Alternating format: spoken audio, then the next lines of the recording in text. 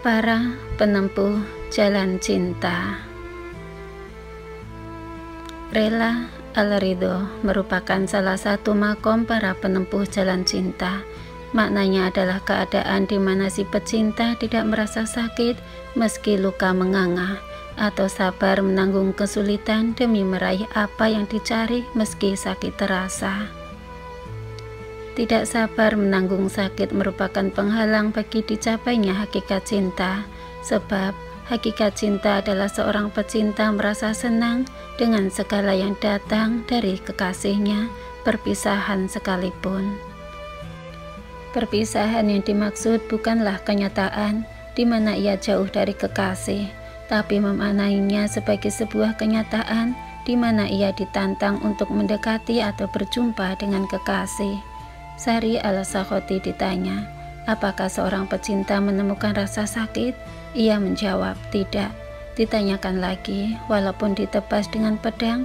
Ia menjawab, walaupun ditebas dengan pedang sebanyak 70 tebasan. Seorang pecinta yang memiliki keyakinan hati bahwa sang kekasih selalu menyaksikannya, selalu terpusat perhatian dan pikirannya kepada kekasihnya, dan berpaling dari selainnya. Kecondongan hati sepenuhnya ke arah yang dicintai dan berpaling dari selainnya membuat yang dicintai itu menjadi satu-satunya tujuan dan seluruh perhatian hanya untuknya. Dalam keadaan ini cinta begitu menggelora, membuncah, meluap-luap, menguasai jiwa dan mendorong lahirnya kerinduan yang amat dalam. Hakikatnya tidak ada yang dicintai melainkan dia, dan tidak ada yang dicari kecuali dia, dan setiap kecintaan kepada selainnya adalah batil, kecuali yang dimaksudkan untuk meraih cintanya. Menurut para ahli bahasa, kecintaan yang mendalam dan menggelora kepada sang kekasih adalah rasa cinta yang mencapai syagaf hati. Syagaf hati adalah pangkal hati. Pangkal hati yang sesungguhnya adalah alam cahaya ilahi yang merupakan sumber cinta dan makrifat. Duhai kasihan para muhibin yang kebingungan, kau lihat mereka bebas padahal para tawanan, kau kira mereka sehat dan terkendali diri, padahal mabuk akibat arak cinta mereka. Jika disebut namanya rindu mereka meradang, gelisah tak kenal arah. Cinta telah merasuki sepenuh hati mereka pun tak tenang dan terus meronta. Mereka yang menempati posisi ini bertingkat-tingkat sesuai dengan tingkat kesempurnaan, pengetahuan dan pengalaman rohaninya. Padamu ada makna memanggil jiwa mencintaimu, padamu ada petunjuk membimbing jiwa mendatangimu.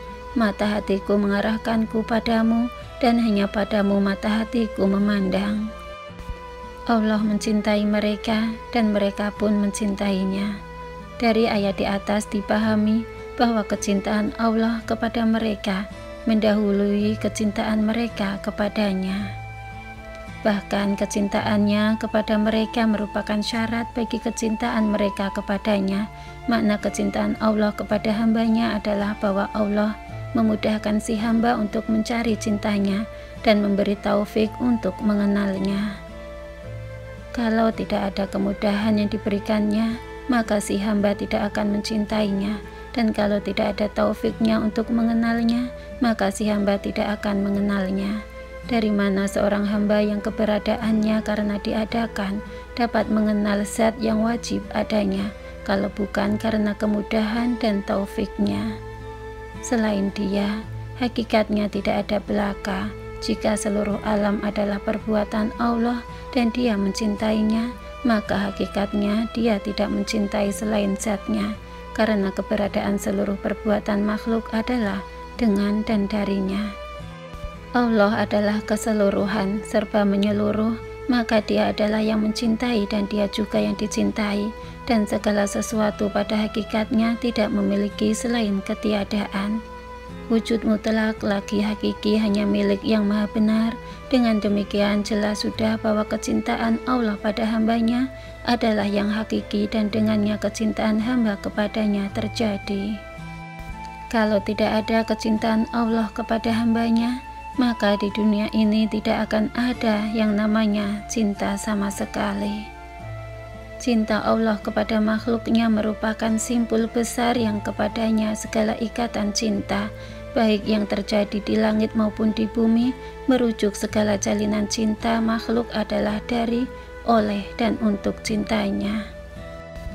Hayunah yang suluknya berada dalam pendampingan Irsyad Abdul Wahid Ibnu Said pernah berkata, siapa yang cinta kepada Allah akan dibuat melupakan selainnya. Siapa yang dibuat melupakan selainnya akan dilanda keresahan yang mendalam. Siapa yang resah akan merindukannya. Siapa yang merindukannya akan merasakan keperihan yang menghujam. Siapa yang telah merasakan perih akan merasa hatinya retak. Siapa yang merasa hatinya retak akan sampai kepadanya. Siapa yang sampai kepadanya akan terhubung dengannya. Siapa yang terhubung dengannya akan mengenalnya. Siapa yang mengenalnya akan dekat kepadanya. Siapa yang dekat kepadanya pastilah ia senantiasa terjaga dan lekat padanya nuansa kesedihan. Ibrahim Al-Khawas rahimahullah suatu saat bertemu dengan Nabi Khidir yang dianggap sebagai pembantu para pencari Allah yang tengah kebingungan. Biasanya Nabi Khidir datang untuk mengarahkan para pencari Allah untuk tetap bersetia pada jalannya, atau mungkin mengubah jalan agar lebih mudah menjangkaunya. Tentu sebuah anugerah tak terhingga jika seorang pencari Allah bersua dengan Nabi Khidir. Nabi Musa alaihissalam saja yang dianggap sebagai orang tercerdas pada masanya mendapatkan bantuan Nabi Khidir untuk tampil sebagai orang yang rendah hati. Namun, apa yang terjadi kala Ibrahim Al-Khawas bersua dengan Nabi Khidir? Di tengah gurun yang tiada seorang pun di sana, Nabi Khidir menyapa Ibrahim Al-Khawas. Katanya, "Hai Ibrahim, aku ingin bersahabat denganmu." Alih-alih menyetujui hal ini, Ibrahim Al-Khawas berkata, "Tidak." Nabi Khidir bertanya lagi, "Mengapa kau tidak mau?" Jawab Ibrahim Al-Khawas, "Allah itu pecemburu. Aku takut kalau aku bersahabat denganmu, hatiku malah intim denganmu. Alih-alih mendapatkan cintanya, aku justru akan kehilangan kasih sayangnya, dan aku tidak mau sedikit pun kehilangan hal tersebut." Junaid Al-Baghdadi pernah berkata, terdapat 3 hijab kalangan awam yang membuat mereka terpisah dari Allah. 3 hijab tersebut adalah makhluk, dunia, dan nafsu diri. Dan bagi kalangan khusus terdapat 3 hijab untuk orang yang sungguh-sungguh mencintai Allah. 3 hijab tersebut adalah pamer amalan, mencari pahala, dan pamer nikmat. Yang disebut cobaan bukanlah penderitaan hidup atas direnggutnya kebahagiaan demi kebahagiaan, atau diberikannya beban demi beban. Cobaan adalah kelalaian atas sang pemberi cobaan. Telah diriwayatkan bahwa Nabi Muhammad SAW pernah berdoa, "Allahumma ya Allah, sesungguhnya aku mohon kepadamu kelezatan hidup setelah mati dan dapat melihat wajahmu serta merindukan pertemuan denganmu." Diriwayatkan pula dari Abu Darda radhiyallahu an bahwasanya ia berkata, "Aku menyukai maut karena kerinduanku yang sangat kepada Tuhanku." Seseorang yang merindukan untuk bertemu dengan Allah Ta'ala, ia mempunyai sifat mutabarim, bosan atau jemu terhadap kenikmatan dunia ini dan segala rupa pesona manusia. Ia akan merasakan lebih bahagia apabila dalam kesunyian dan kesederhanaan yang memungkinkan bisa lebih dekat dengan Allah. Ia lebih merasakan nikmatnya kalwah dan dalam kesendirian memujinya. Ia mempunyai kesanggupan untuk menghindari dari jerat kenikmatan duniawi. Ia menyukai kesederhanaan, tazkiyatun nafs, maupun hati dan menjauhkan diri dari keserakahan dan sifat-sifat tidak terpuji yang dimiliki kebanyakan para makhluk. Kehidupannya penuh rasa syukur dan sabar atas apa saja yang diterima dari Allah. Hanya kepadanya ia menyampaikan keluhannya, karena memang hanya Dia yang benar-benar dapat mengobati setiap keluh kesah pada hambanya. Hanya kepadanya ia menyampaikan rintihan kepedihan hatinya, karena memang hanya Dia yang pantas menerima rintihan dari semua makhluknya. Tiada ia merasa berduka cita meskipun ia sangat dekat dengan kekurangan, penderitaan, dan kegelisahan.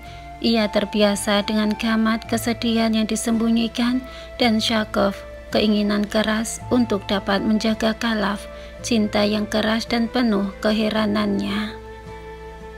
Lisannya tidak pernah berhenti menyebut kepada yang dicintai. Pikiran dan hatinya merasa jinak dengannya, tidak hendak lari meskipun olehnya diberi ujian atau cobaan yang terus-menerus. Ia selalu membangkitkan al-himmah, kemauan keras untuk selalu dapat memenuhi apa saja yang menjadi ketentuan-ketentuan Allah. Orang yang benar-benar merindukan Allah akan bisa dengan mudah melupakan penderitaan, kekurangan, dan nasib buruk yang menimpa dirinya, karena semua itu tertutup penuh dengan rasa rindunya kepada Allah Azza wa Jalla. Ketakutan yang dirasakan hanyalah ketakutan kalau ia tidak sampai dan bertemu dengannya. Dengan itu ia akan berusaha dengan segala daya memotong segala penghalang yang menutup pintu untuk sampai dan bertemu dengannya.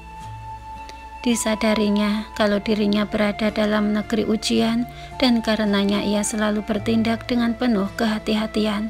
Unus adalah jinak, senang hati terhadap Allah. Para bijak bestari berpendapat bahwa unus itu lebih halus dan lebih manis dari sekedar kerinduan, karena orang yang dilanda rindu itu masih terdapat jarak yang terbentang antara dia dengan yang dirindukan, dan unus terasa lebih dekat dengan Allah Subhanahu wa Ta'ala. Rasulullah SAW menerangkan tentang kedekatan ini dalam sabdanya, sedekat-dekat seorang hamba kepada Tuhannya ialah di saat ia bersujud. Karena itulah, hendaklah kamu memperbanyak doa ketika sujud, sehingga patutlah untuk dikabulkan doamu itu. Diriwayatkan pula bahwa Rasulullah SAW bersabda kepada Ibnu Umar radhiyallahu an, sembahlah Allah seolah-olah engkau melihatnya, maka bila ternyata engkau tidak melihatnya, yakinlah bahwa dia melihat engkau. Pada saat itulah sebenarnya ditunjukkan kepada Umar tentang kurub dekatnya Allah Azza wa Jalla dan qiyam pengurusannya atas diri seorang hamba. Dengan mengetahui perihal kedekatan Allah inilah kita akan lebih merasa percaya diri dalam mengikuti semua kehendaknya walau dalam makom yang bagaimanapun. Barang siapa yang makomnya al-khauf karena sangat dekatnya dengan Allah dan ia sudah mengetahui bahwa Allah Maha melihat, niscaya ia akan sampai pada al-hazar, ingat dan waspada, khauf dan al-khasyiyah, takut karena mengetahui. Barang siapa yang berada dalam makom al-mahabbah, cinta, karena ia menyadari kurubnya dengan Allah Ta'ala, menyadari bahwa Allah Subhanahu wa Ta'ala melihat dirinya, maka niscaya ia akan mencapai kesenangan, kegairahan, dan kenikmatan yang hal ini mendorongnya untuk cepat-cepat memohon ridhonya agar didekatkan kepadanya dan dapat pula melihat Allah Subhanahu wa Ta'ala. Ia berlomba-lomba untuk mencapai cita-citanya dan berkurub kepada Allah dengan berbuat kebaikan dan mencintainya. Tidak jarang menemui batu ujian darinya, namun terhadap itu semua ia bersifat sabar dan dengan kesungguhan hati mustamiroh terus-menerus mengadakan pembenahan diri. Bila seorang hamba telah memiliki kesabaran, maka ia pun akan merasa ringan dalam memikul taklif beban sebagai seorang hamba yang penuh dengan batu ujian. Seorang yang unus dan kurub dengan Allah Subhanahu wa Ta'ala ialah ia selalu hadir dengan zikir kepada Allah dalam hatinya.